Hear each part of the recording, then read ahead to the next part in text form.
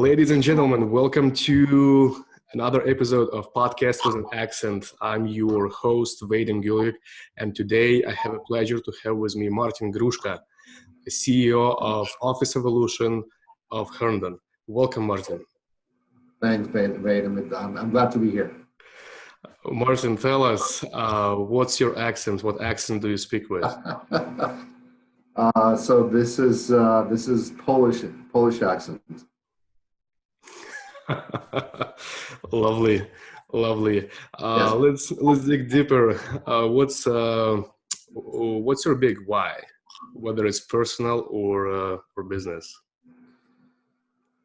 It's a quest to empower the creative individual, and just to elaborate a little bit on that with a little bit of an accent, Vadim.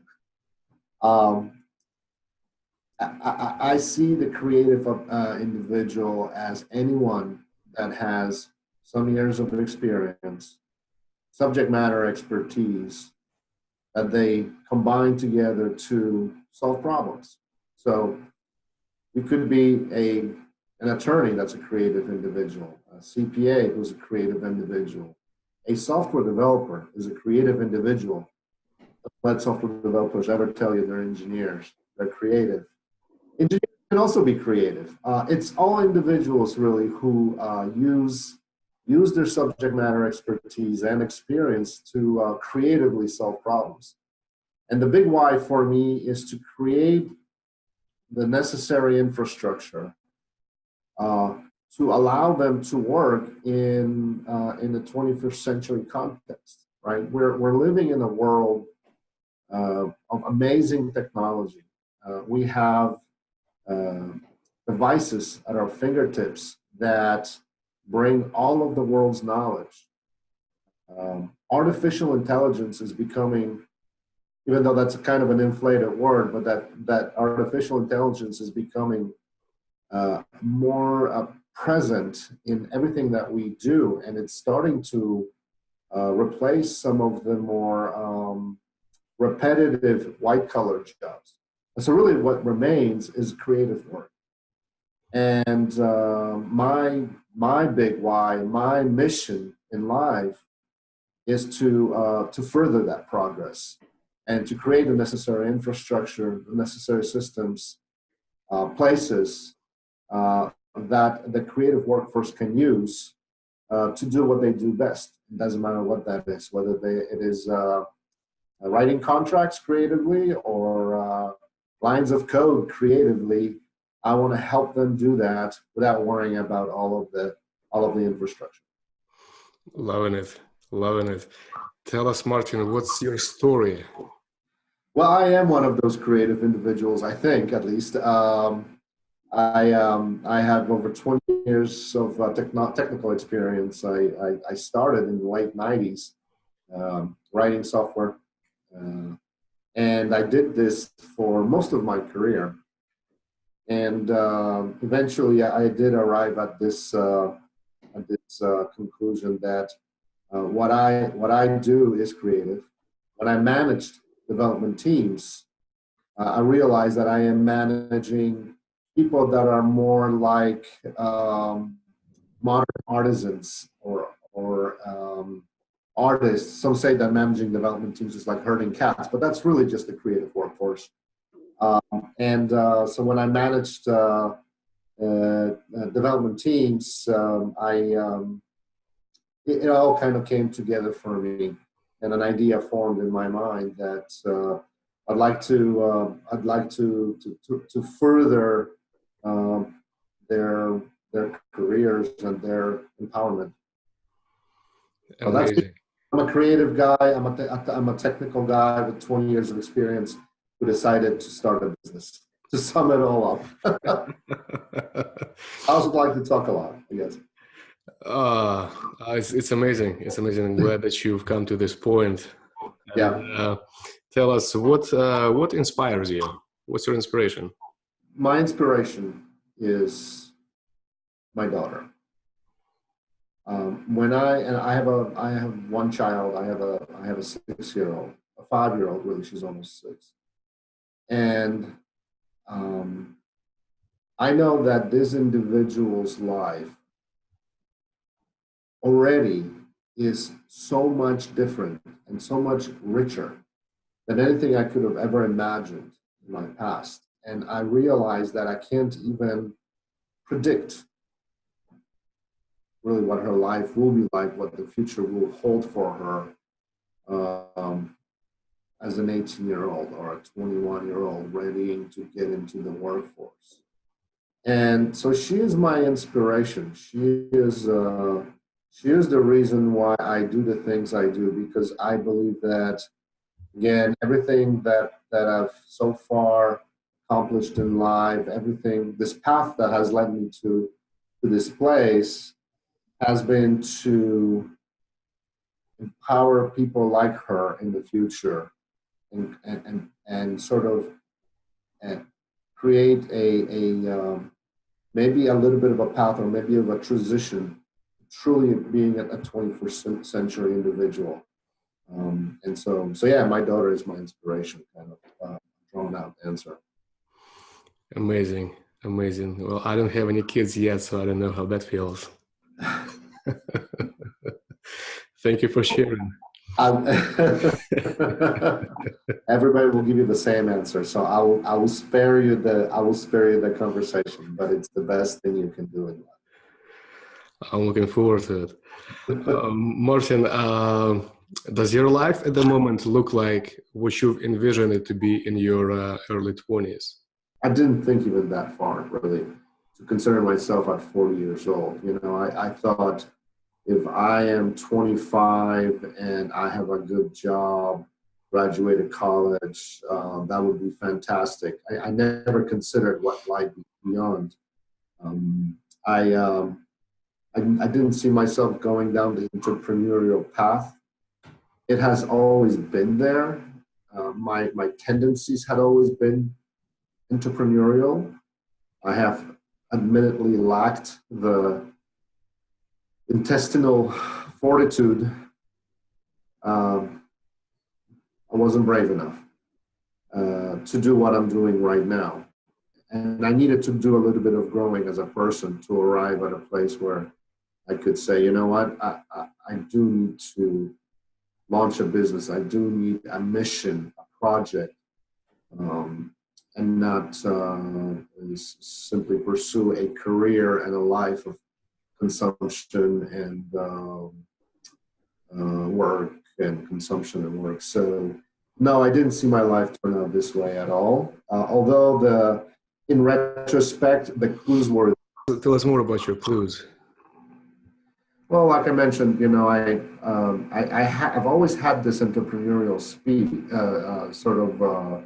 streak, and I mean, the first thing I did, I arrived in this country in 1990, early 1990, right before the fall of the wall, or maybe just right after, and I launched a lawnmowing business. I wanted to buy a PC, and this was, you know, many years ago. So I went from door to door and got a few clients and ended up mowing yards and did that pretty much all through high school. So I've always, you know, had this entrepreneurial streak. I didn't pursue it until much later in my life. That entrepreneurial streak was with me when I was doing consulting for people, right? Even in technology. I liked solving problems, writing code, the logical puzzles that required. But I also liked talking to business owners and gathering requirements and finding ways to solve things without necessarily using technology, right? And only applying technology where it needed to be applied. So I see that as kind of that one of those clues, a sort of a consultative approach to living, or an entrepreneurial approach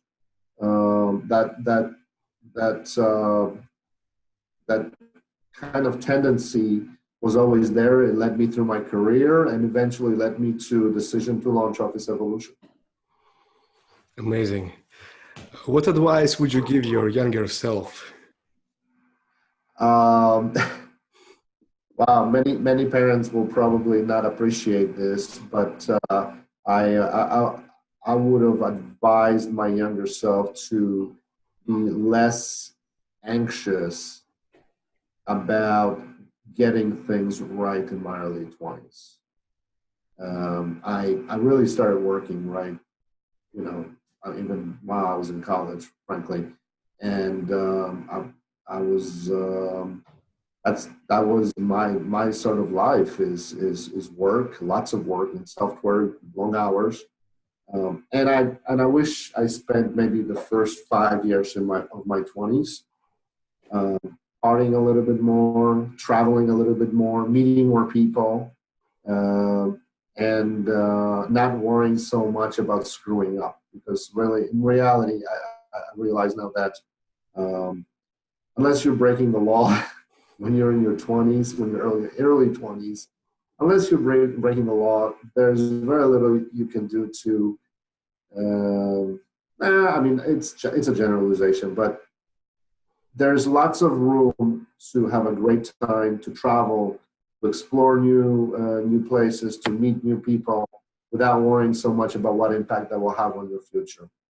And so that I would advise my younger self to explore a little bit more instead of focusing so much on work and career. Thank you for sharing. Yes, I can definitely relate to that. It's a very valid point. What's the best story from your life, Martin, that has a valuable message? Vadim, this is actually a fairly recent story. 2 years ago, in January of 2017, I an opportunity knocked on my door, and it was an opportunity to help.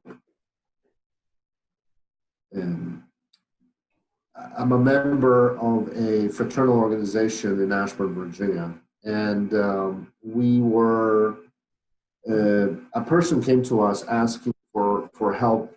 A woman in West Virginia, Elkview, West Virginia, as we were told, needed to purchase a vehicle, a van, because she had 14 children under her care.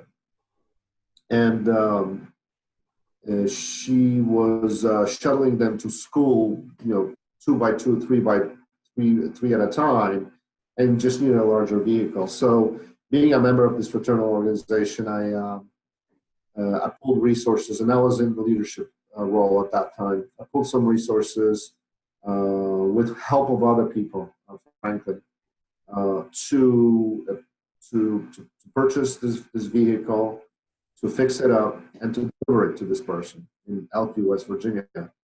And the circumstances we encountered in that place, and the look on her face, because this was a charitable gift, and I guess I'm trying to convey that, the look on her face, the look on her children's, some of the kids were hers, others were adopted or children that she basically took.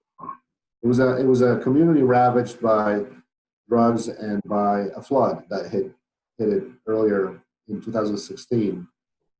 The look on their faces was so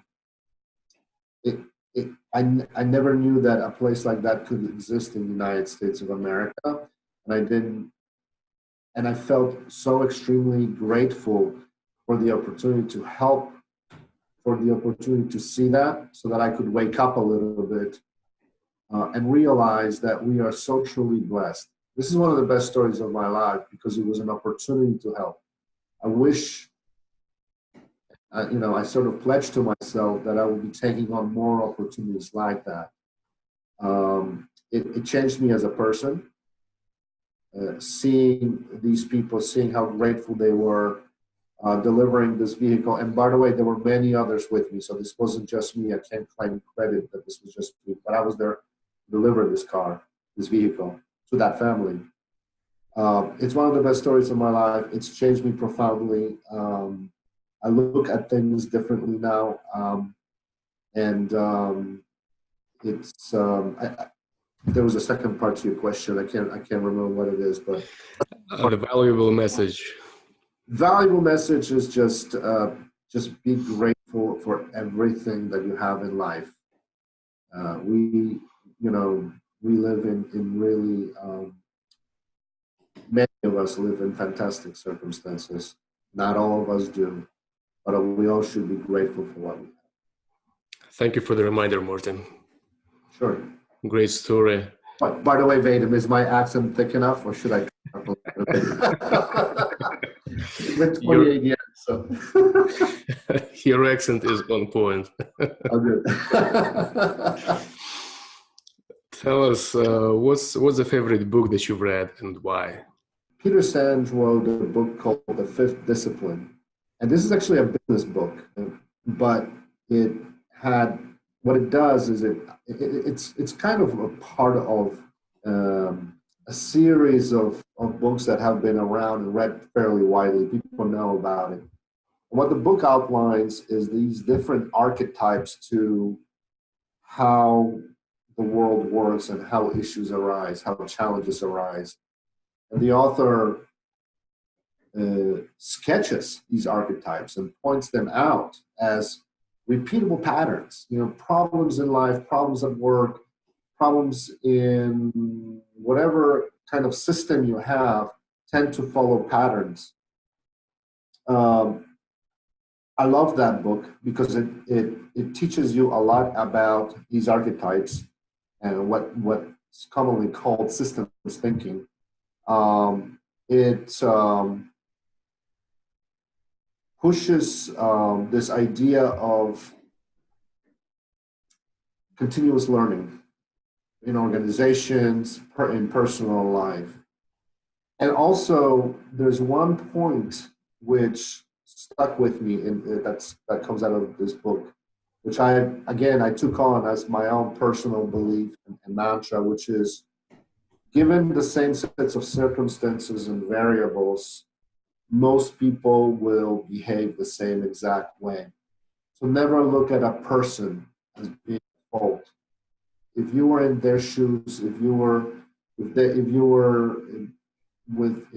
from the similar economic background, if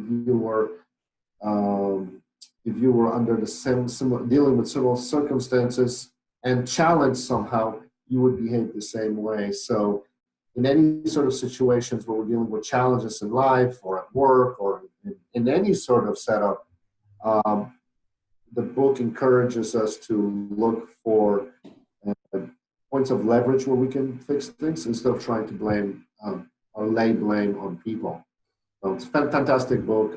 I just thought of it just because I just recently saw somebody post about it, and so I brought it up. But it really is a phenomenal read. The Fifth Discipline, I highly recommend. What's your favorite quote, Martin? One of my favorite entrepreneur celebrities, Sir Richard Branson, once famously said, "Screw it, let's do it." A more enlightening quote for you, but I like that one. Sometimes it's just a matter of taking the first step in life. You know, instead of talking or thinking or planning, opportunities present themselves when you take those first steps. And I think it's a very concise way of painting that picture. Screw it, let's do it. Unless you do it, you'll never find out what could be, what opportunities would open up. That's right. Just do it. Yep. Tell us what turns you on? Genuine people. People who are 100% themselves, completely authentic. Kind of people like you, Vadim. It's a compliment. Thank you. I'll take it as a compliment. Perfect. We're almost at the end of our episode. Martin, what's the best way to find you online? The best way to find me online is via LinkedIn. I mean, I have a Facebook account as well. But if you look up Martin Gruszka on LinkedIn, my last name is Gruszka. I'm very easily find. Perfect. Ladies and gentlemen, this ends our episode of Podcast with an Accent. I'm your host, Vadim Gulyuk. Thank you for being with us. Martin, thank you for your time. Vadim, thank you very much. I really enjoyed it. See you in the next episode.